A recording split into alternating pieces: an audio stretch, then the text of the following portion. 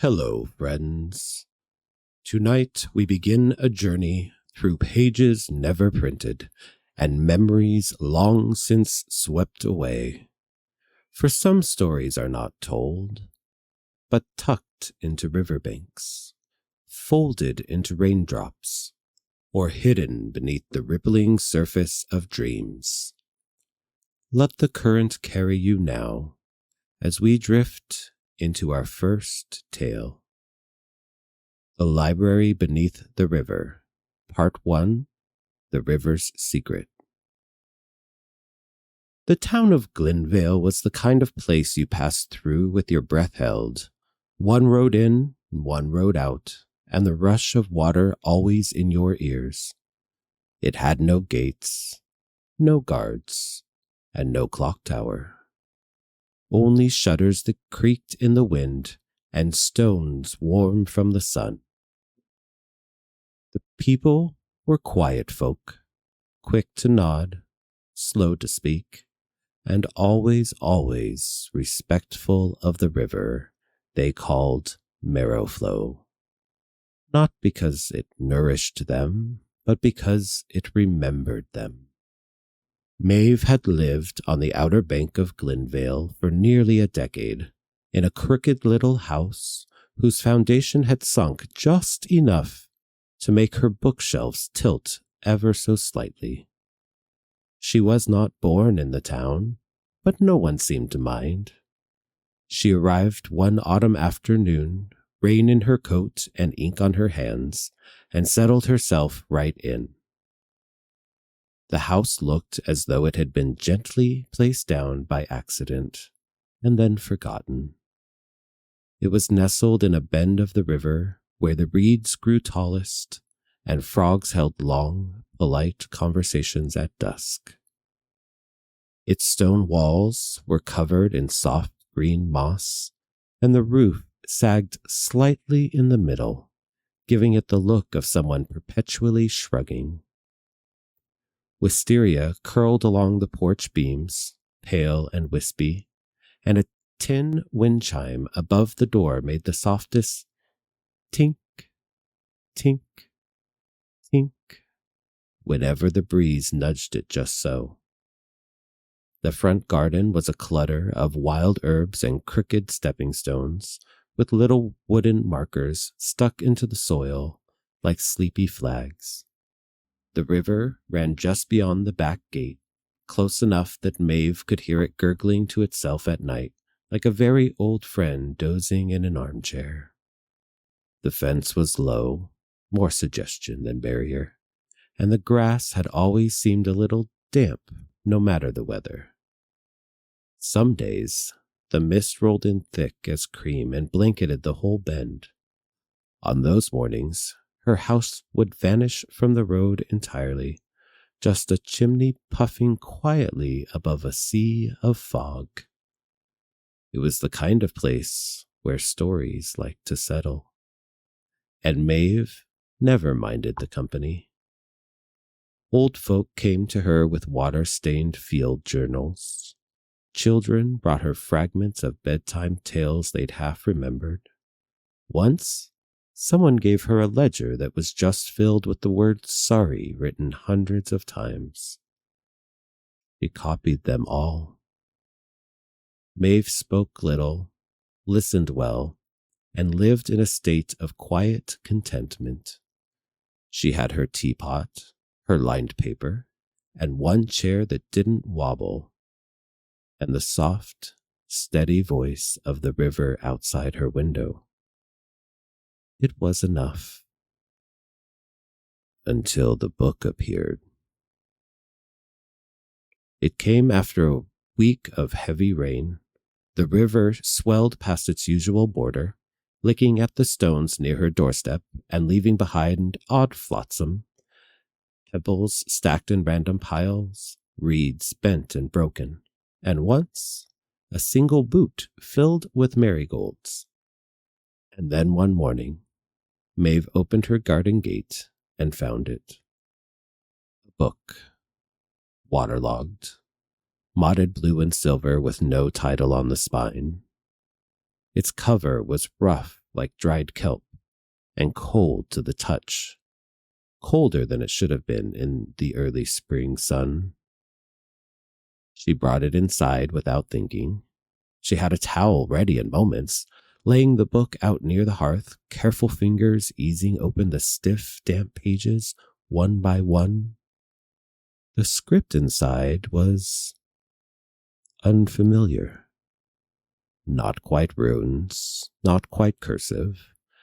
The letters looked as if they had been drawn by the current of a stream, looping, flowing, changing mid-line. Maeve furrowed her brow. She flipped ahead, 10 pages, 20, 30. No illustrations, no headings, just the same fluid script. She didn't recognize the language, and that should have been the end of it. But that night, she dreamt. The dream, she was underwater, not drowning, just drifting. The world around her shimmered in soft blues and greens. Beams of light filtered down through a ceiling of gently rippling surface. There was no pressure on her chest, no panic in her limbs, only silence and the sound of pages turning in the distance. She floated toward the sound, arms outstretched. The source revealed itself slowly. A great building of stone and glass resting down on the riverbed, so vast it stretched into the shadows. Tall windows and arching doorways, which stood half open. They looked tall enough to let the moon swim through. No handles, no locks. Just the gentle sense that if you wished to enter, you already belonged. Maeve drifted toward the doors, arms moving slowly through the water, hair fanning out behind her like strands of ink. As she passed beneath the first arch, the river quieted as though holding its breath. The sensation of crossing the threshold was strange. Not cold, not wet, just still. The way the air feels in a chapel, sacred but not solemn. She stepped forward, and her feet, bare now, touched the stone, smooth as polished marble, cool against her soles. The water parted from her like mist from a lantern flame, leaving her weightless but dry. She stood in a vast hall, surrounded by silence so thick she could feel it, and inside, shelves, hundreds, thousands, stretching up and around and inward in every direction. Some rooted in the floor like trees, others spiraled up to the ceiling and on beyond it, vanishing into the blue-lit mist. Books swam through the water in slow, graceful arcs, some glowing faintly, others wrapped in ribbon or sealed with wax. A few pulsed with gentle sound, soft music, whispered poetry, the rustle of turning pages without hands. She passed a cluster of tiny tomes fluttering like butterflies. One brushed her cheek and left a word behind. Maeve floated deeper into the library. There was no sense of gravity, only drifting. It was as if her thoughts were pulling her forward more than her body. Up ahead, a great display case of woven glass opened like a flower, and inside it floated a single book. It hovered in place, unmoving. No label, no category, just a thick volume bound in silver thread with a mirrored cover that shimmered like a frozen pond. She paused. In the reflection, she saw herself, not as she looked now, but as a child, curled beneath a blanket, listening to stories told by someone long gone. Her breath caught. She reached out toward it. Her fingers brushed it, and she woke up gasping in her bedsheets tangled like seaweed. Maeve sat up slowly, head buzzing. She rubbed her arms and froze. Words? Wet, shimmering words, like ink drawn in condensation, were scrawled across her forearm. They disappeared a moment later, fading into warmth, leaving behind only a faint tingle and a question she couldn't ignore. She looked at the waterlogged book still drying near the fire. Something stirred in her chest. Not fear, not even curiosity. Recognition. By midday, she found herself standing by the river. The rain had stopped, but the marrow flow still moved strangely, slow and thick as honey.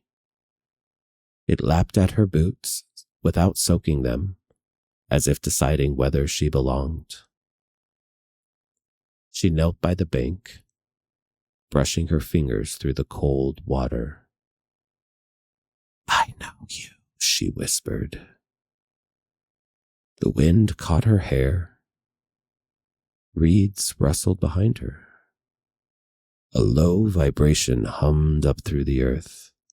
Not a sound exactly, but a feeling. Like it was the river that was humming. As if it wanted to speak, but had no mouth to do so. Maeve stood and turned toward the old ferry dock in town. The ferryman was there, of course. Everyone in Glenville knew Kellen. He worked the river for as long as anyone could remember, though no one knew where he came from. He was tall, lean, and moved like a cat that had never known hurry. His eyes were the color of fog. And he did not speak. Not because he couldn't, but because the river had taken his voice. That was the story, anyway. Maeve raised a hand in greeting. Kellen nodded once, quietly mooring his boat with a rope that had more knots than sense. "I need to go downriver," she said softly, "to the place the songs talk about, where the old steps are." Kellen looked at her a long time, and he gestured for her to climb aboard. The boat rocked gently beneath her feet. They moved in silence, save for the creak of wood and the soft dip of oars in the water. The trees along the banks leaned in like nosy neighbors, branches dangling close to the surface. Fog began to gather, though the sun had not set. As they rounded a bend, Maeve saw it. Stone steps, slick with moss, descending from a weathered arch half submerged in the current. The remains of an old structure, perhaps, a forgotten pier, or something older. The river deepened here. The air grew colder. Kellen slowed the boat, letting it drift. Maeve stood, and she heard it. Something was calling to her.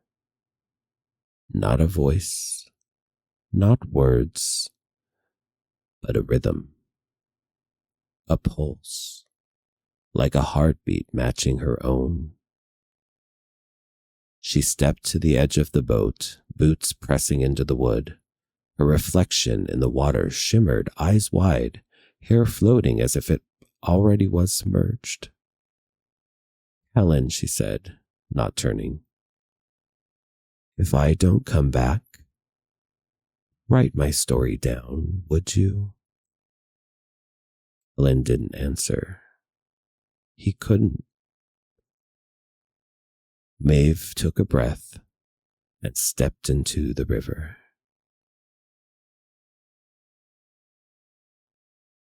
To be continued. Look for The Library Beneath the River, Part 2.